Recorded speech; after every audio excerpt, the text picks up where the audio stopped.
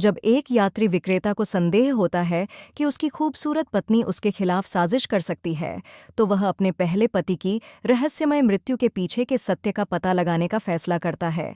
एक दोपहर एतान बिस्तर में जागता है, बगल की मेज पर क्लैमशेल घड़ी पर समय देखता है और देखता है कि समय 3:50 अपराह्न है। बैठने के बाद वह अपनी गर्दन को रगड़ता है, बिस्तर के पास खाली गिलास उठाता है और पानी के लिए रसोई में जाता है। कमरे के कोने में एक घुमावदार लोहे की सीढ़ी है जो नीचे प्रिंटिंग शॉप की ओर जाती है। काउंटर पर एतान की खूबसूरत पत्नी लुइस एक ग्राहक का गर्मजोशी से स्वागत करती है और उसे बताती है कि उसका ऑर्डर तैयार है। ग्राहक महिला का धन्यवाद करता है और वह चाल एक कर्मचारी को निर्देश देती है कि वह आदमी के पैकेज उसकी कार तक ले जाए। कुछ क्षण बाद एतान दुकान के नीचे झांकता है, फिर एक किताब उठाकर अलमारी से जानबूझकर उसे फर्श पर गिरा देता है।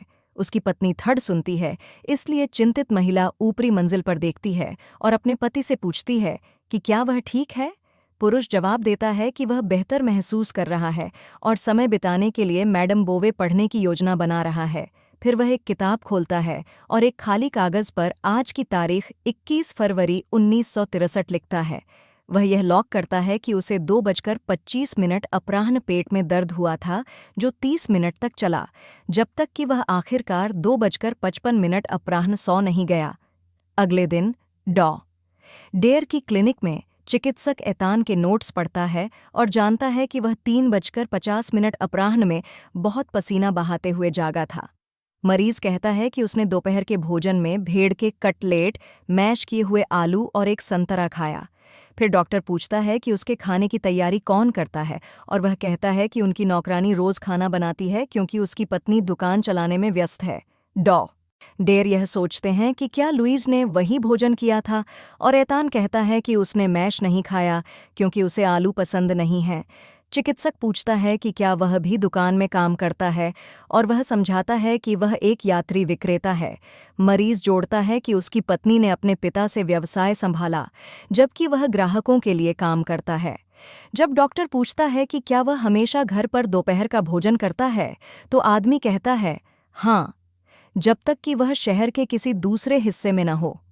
कुछ क्षण बाद डॉक्टर डेयर मरीज से उसकी जैकेट और टाई उतारने को कहते हैं ताकि वह उसकी जांच कर सके।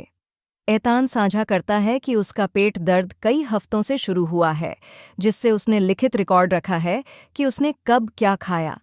इसलिए चिकित्सक पूछता है कि क्या उसने पहले कभी बेहोश होने का अनुभव किया है, और आदमी बताता है कि उसे 1 दिसंबर को एक बार ऐसा हुआ था।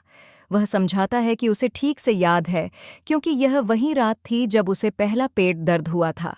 हालांकि उस समय जिस डॉक्टर से वह परामर्श करता है, वह कहता है कि यह केवल अपच है और उसे मिनरल वाटर पीने के लिए कहता है। पेट के दर्द के अलावा एतान कहता है कि उसे चक्कर, मतली और गले में जलन का अनुभव होता है। मरीज जोड़ता है कि 1 दिसंबर को शामिल करते हुए उसे 6 या 7 और दौरे पड़े हैं। आमतौर पर प्रत्येक के बीच 1 या 2 सप्ताह का अंतर होता है। जब डॉ. डेयर पूछते हैं कि क्या उसकी पत्नी ने उसे सिफारिश की, तो वह बताता है कि लुइस को नहीं पता कि वह एक क्लिनिक में है। परामर्श के बाद आदमी अपनी पत्नी को फ़ोन करता है और झूठ बोलता है कि वह उस शाम एक ग्राहक के घर पर था। जोड़ा अपने विवाहित दोस्तों मरीट और आर्थर के लिए अपने घर पर रात का खाना आयोजित करता है। महिला मेहमान खाने की तारीफ करती है, इसलिए लुइस कहती है कि रोज़ एक शानदार रसोइया है, जो उनकी पूर्व नौकरानी शार्लोट के विपरीत है। फिर एतान यह बताता है कि कम से कम जब शार्लोट खाना बनाती थी तो वह कभी बीमार नहीं पड़ा। जब मेहमान यह जानने के लिए उत्सुक होते हैं कि वह किसके बारे में बात कर रहा है, तो पत्नी समझाती है कि आदमी को पिछले सर्दियों में अपच हुआ था, जिससे उसे याद दिलाने की आवश्यकता होती है कि उसे कल एक और दौरा पड़ा था। हालांकि वह और उनके दोस्त उसकी चिंताओं को नज़रअंदाज करते हैं और उसे आश्वस्त करते हैं कि यह संभवतः कुछ गंभीर नहीं है। बाद में एतान खिड़की से बाहर देखता है और अपने भवन के पास घुड़चक्कर पर लोगों को देखता है।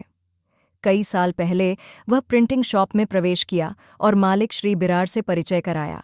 उसने बताया कि वह विक्रेता की स्थिति के लिए वहां है, इसलिए बूढ़ा आदमी अपने कर्मचारियों चाल और थ्यू को बुलाता है और उन्हें अपने नए सहकर्मी से मिलवाता है। कुछ क्षण बाद श्री बार की बेटी लुईज घुमावदार सीढ़ी से उतरती है और वह और एतान तुरंत एक दूसरे के प्रति आकर्षित हो जाते हैं। हालांकि उसकी निराशा के लिए वह यह जानता है कि महिला एक इतिहास शिक्षक से शादीशुदा है।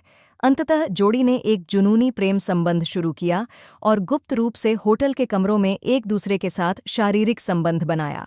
वास्तव में लुईज ने एतान से कहा कि वह चाहती थी कि वे 4 साल पहले मिले होते ताकि उसे गोन से शादी न करनी पड़ती। वर्तमान में पत्नी अपनी रोब हटाती है ताकि उसके नीचे की बारीक अधोवस्त्र प्रकट हो सके। फिर वह अपने पति को बिस्तर पर बुलाती है ताकि वे एक दूसरे के साथ शारीरिक संबंध बना सकें। कुछ मिनट बाद आदमी सोचता है कि क्या वह उसे उसी तरह प्यार करती है जिस तरह से उसने अपने पहले पति को प्यार किया था। लुईस कहती है कि वह इसके बारे में बात नहीं करना चाहती, इसलिए एतान यह बताता है कि उन्होंने कभी गों के निधन के बारे में चर्चा नहीं की।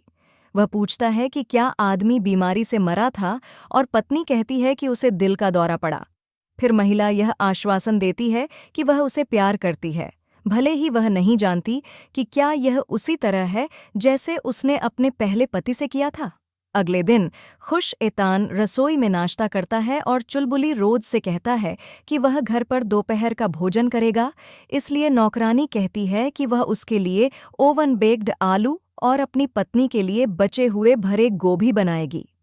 जब वह पूछता है कि क्या लुईस दुकान पर है, तो रोज कहती है कि वह सुबह 10 बजे से पहले चली गई थी ताकि अपने नए कपड़ा बनाने वाले के पास जा सके।